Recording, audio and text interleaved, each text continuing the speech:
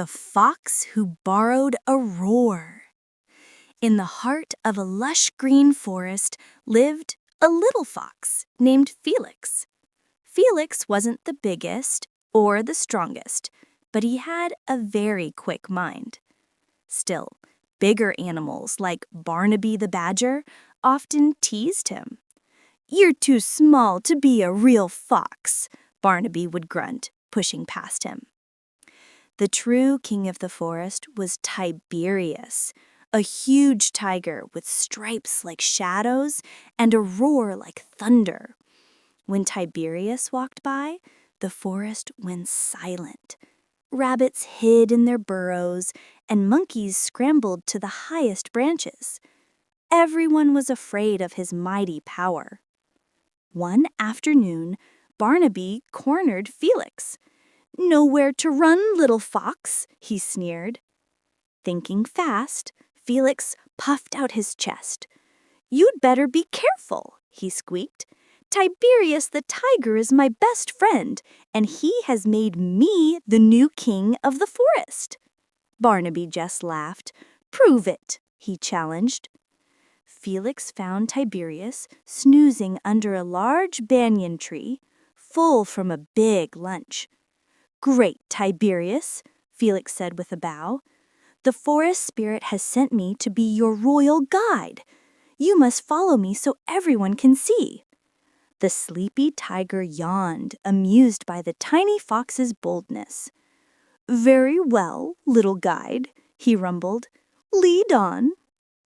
So Felix marched proudly along the forest path, with the enormous tiger padding silently behind him. Soon they saw Willow, the rabbit, nibbling on some clover. Willow looked up, saw them, and her eyes grew wide with fear. With a flick of her white tail, she vanished into her burrow. "You see," he whispered to the tiger, "they all respect me." He strutted with even more importance. A family of deer drinking from a stream saw them and bolted into the trees. Every animal they met ran away in a panic, not daring to look too closely. But high up in an old oak tree, Professor Hoot, the wisest owl in the forest, was watching. He blinked his big round eyes. He noticed that the fleeing animals weren't looking at the proud little fox at all. Their terrified eyes were fixed on the mighty tiger walking behind him. The trick worked. The next day, Barnaby the badger saw Felix and trembled. "Oh, King Felix," he said nervously, offering him a juicy apple. "Please accept this gift." Felix snatched the apple. Being feared was fun, and he started bossing the other small animals around.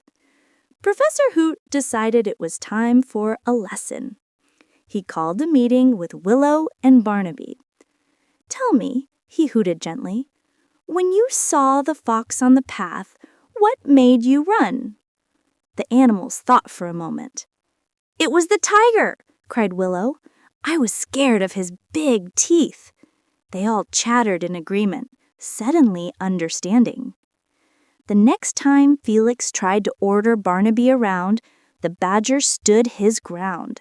"You're not a king," Barnaby grumbled. "You were just borrowing the tiger's scariness."